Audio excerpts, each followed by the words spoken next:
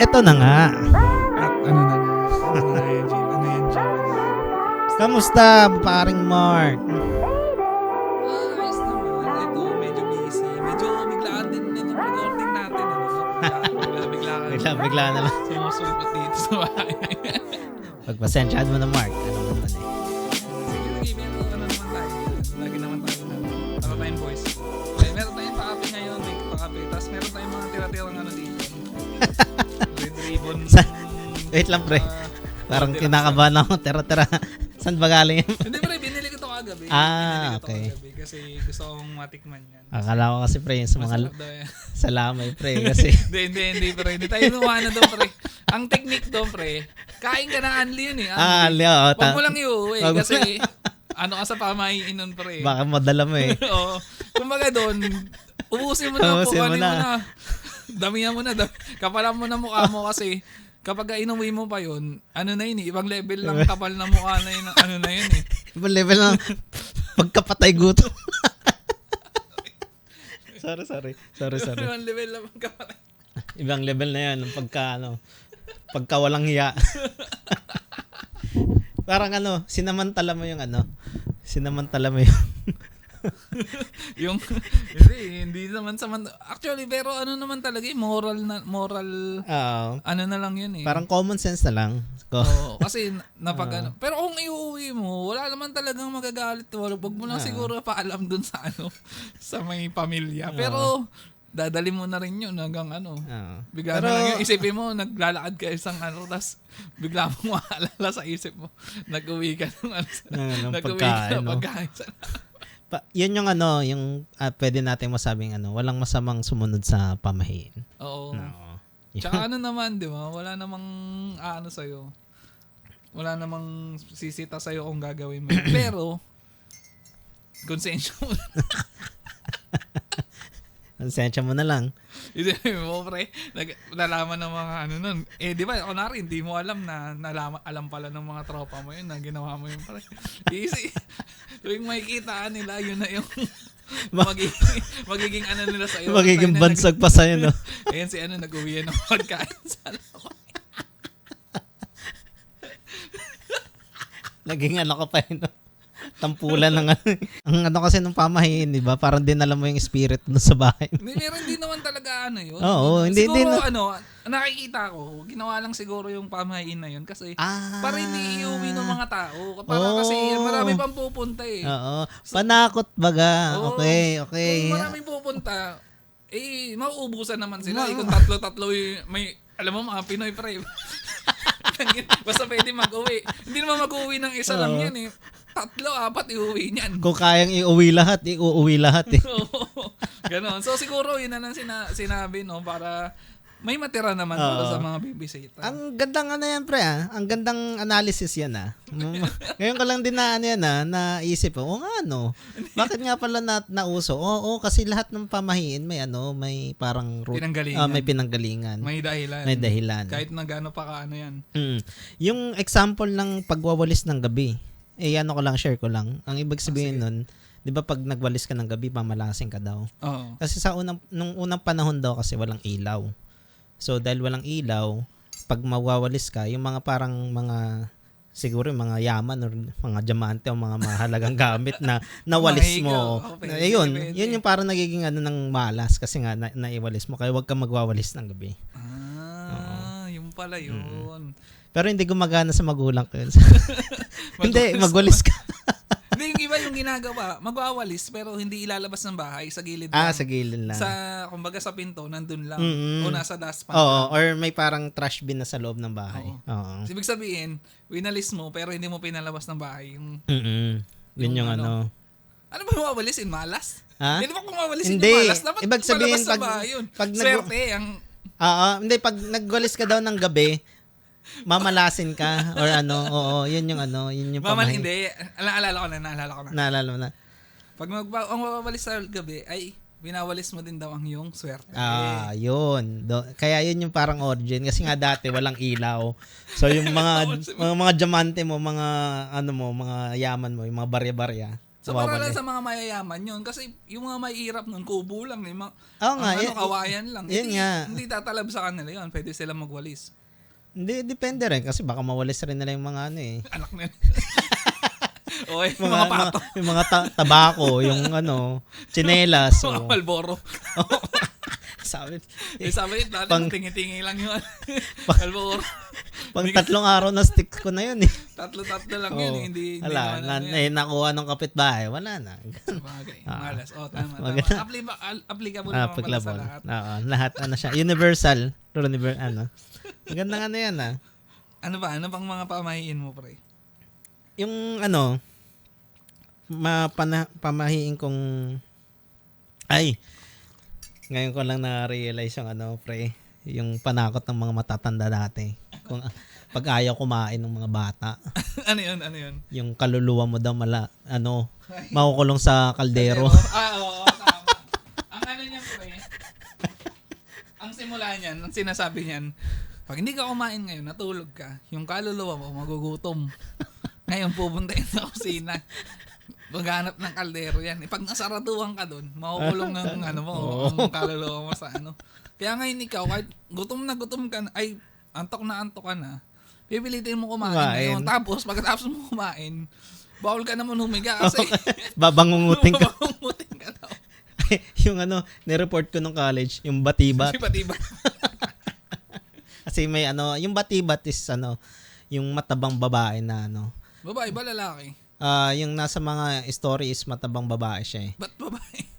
Parang ano kasi, yan yung mga, parang mga tawag sa kanila. Mga maligno, yung mga, doon na nakatira sa mga ano, kahoy-kahoy. So yung mga yun, pag nakita ka nilang ano, matutulog na, tapos busog ka, yun, dadaganan ka. Yung mga busog lang ang dadaganan nila. Hindi, usually yung may mga ano rin. Hindi ka, certain na naman mga mahihirap. Kasi hindi sila dadagan. Hindi, kasi wala lang pang kain sa gabi. Double whammy naman kasi yun. Wala ka nang pagkain. Gutom ka na nga, dadaganan ka.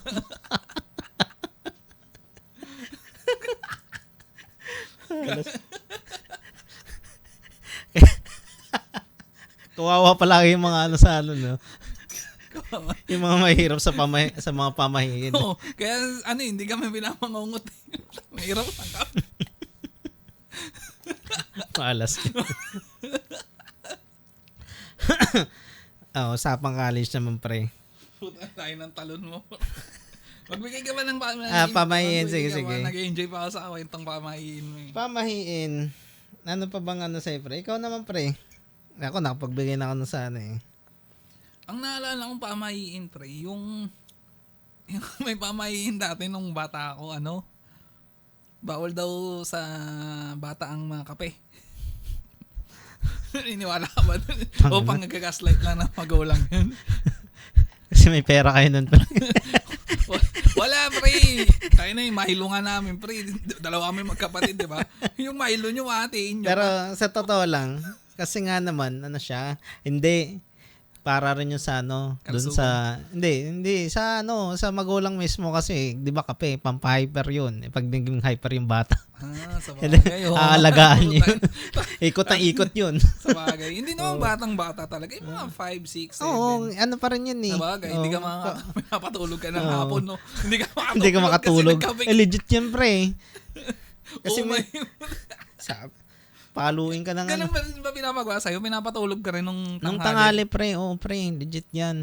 Tingin mo, bakit pinapatulog ng tanghali? Kasi nga, pre, nag-iipon na kasi pag tumanda ka na, hindi ka na makakatulog. ang tingin ko, kaya ka pinapatulog ng tanghali para yung mga magulang makapagtrabaho sa bahay, makapaglinis. Kasi binabantay-bantayan ka eh. Legit, pre, nung nagkaanak na ako, sabi ko, sana makatulog. Pero, hindi ba? Ayaw matulog. Parang trumpo. Iba pa hindi mo ginawa yung mga ginagawa sa'yo dati nung hindi bata ko. Ba't hindi mo ano yung ginagawa sa'yo nung bata ka?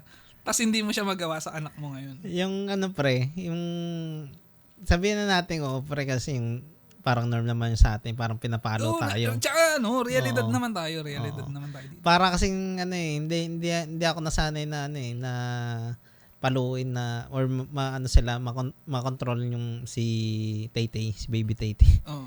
na through fear. So yun yung parang yun yung parang na ko na hindi ko siya Hindi mo pinapalo. hindi ko siya pinapalo. So parang pa rin playtime pa rin yung kahit na gagalit ka. Pero one time na napapansin niya naman na nagagalit Seryoso na ka ako. pag seryoso Pero ka ang galing niya kasi pre. Pag alam niya nang galit ka niya, sinasabi, I love you daddy. Wala na. Nagmana. Wala. Yun lang. Napaka rin bolero eh. Paano anong solusyon mo ngayon doon? Bahala na. Wala. Wala na. Bahala na yung asawa ko sa parenting Kasi ba dapat ganun talaga eh. Kung dalawa kayo, may isa talaga na disciplinarian tapos may isang yung parang kakampi. Oo. Ganun naman. So, ikaw yung kakampi. Parang good cup, bad cup kasi yan eh. Oo.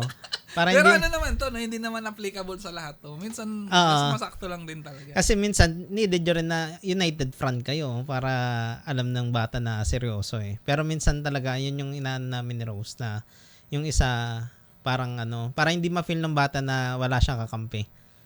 Kasi syempre, parehas kayong gano'n. Saan siya siya nahingi na walang kakampi ko, langgam. Magmumukmuk na yun sa tabi. So, yun lang naman yung yung mga parenting blues. Napasingit ka ng dyan. Ng isang dyan, ng isang parenting. Na tayo kung sa usapang parenting, anong sabi ng nanay mo nung nakita nung pag-uwi mo? Pag-uwi mo, puro pintura. Sa college, college event natin. Maikwento lang natin. May event kasi kami noon. Speech choir. And yun. So, ang ko noon, ang naging character ko noon si Satan, yung demon. So, medyo competitive kasi yung namin yung klase namin eh. Naalala ko pa, sabi mo noon, nakapang office attire ka, yung business attire. Oo. Kasi daw si Satan, naman daw, hindi na daw yung modern Satan. Oo, modern Satan. hindi na daw nakaganon. Hindi na daw naka-red, hindi na daw naka-takot. Sabi ko, hindi na to. Hindi, Jim, hindi nila maniniwala na ganyan. Ipapaliwanag mo pa yan doon sa harap. Kaya napilitan ka. Yung traditional tuloy yung na-implement. Pero kung mo ngayon yung mga TV series di ba yung mga Lucifer, yung mga na modern, nakabarong na. Pero wala, Joe. Anong nangyari sa'yo doon? Bakit yung kalahati? Parang isang linggo na nakakalipas. Yung Hindi kalahati pa rin ng katawan mo, andun pa rin yung pintura. Sabi, walas Jung yan.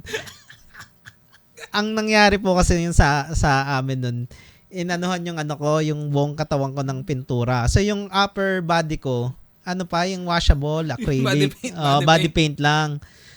Naubos. So yung lower body ko, and nagtaka ako.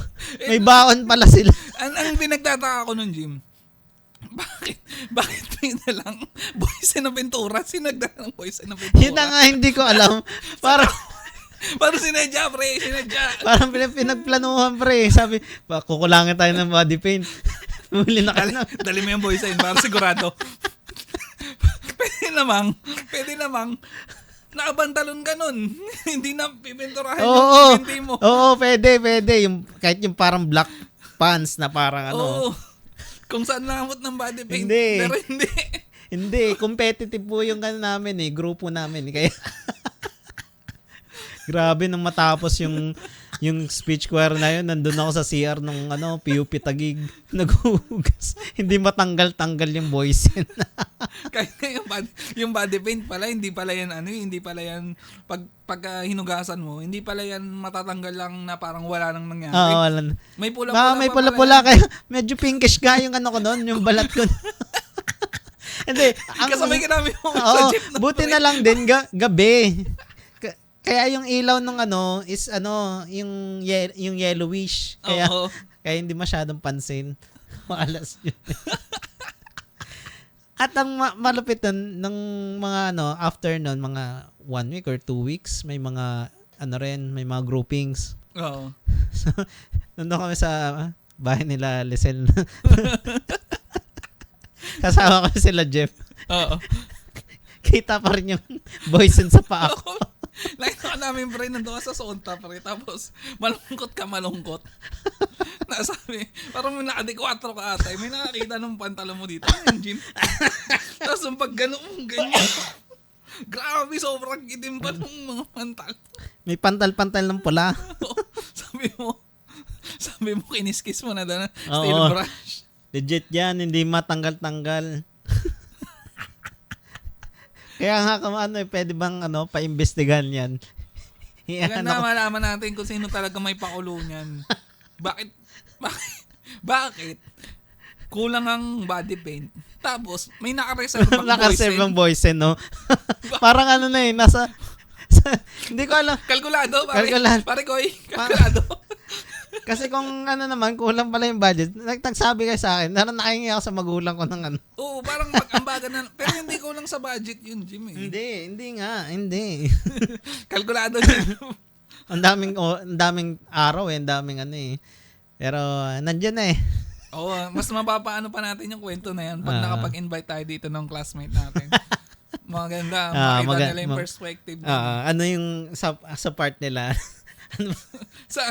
Para sa hindi. Siguro para sa context, ipopost natin yung picture yung yung picture doon. Hindi ko lang syempre kasi binura ko na sa album ko yun Sa GC lang natin yung pre.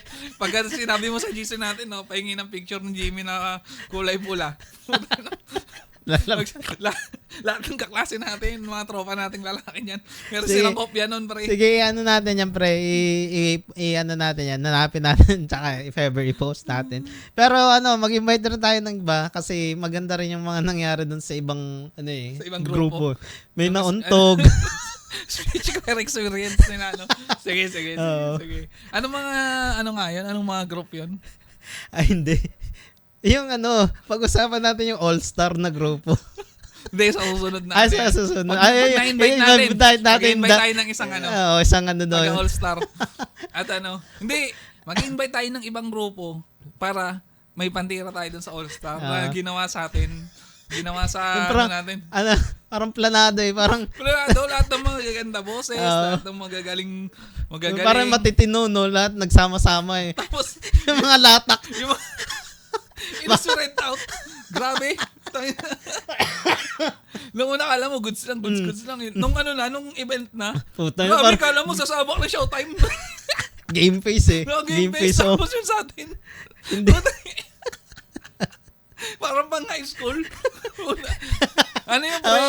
Grabe yung ginawa ng pre. Kaya pala, kailangan natin maimbitahan yung isa sa mga Actually, parang si Bert ba?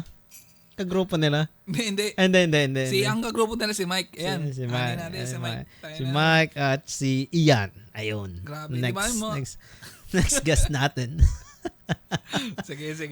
Natin yan sa ating next episode. Sige, hanggang dito na muna. Sakto. Mag-ugas mo na ang plato. Maraming salamat sa pakikinig. Hanggang sa muli. Bye!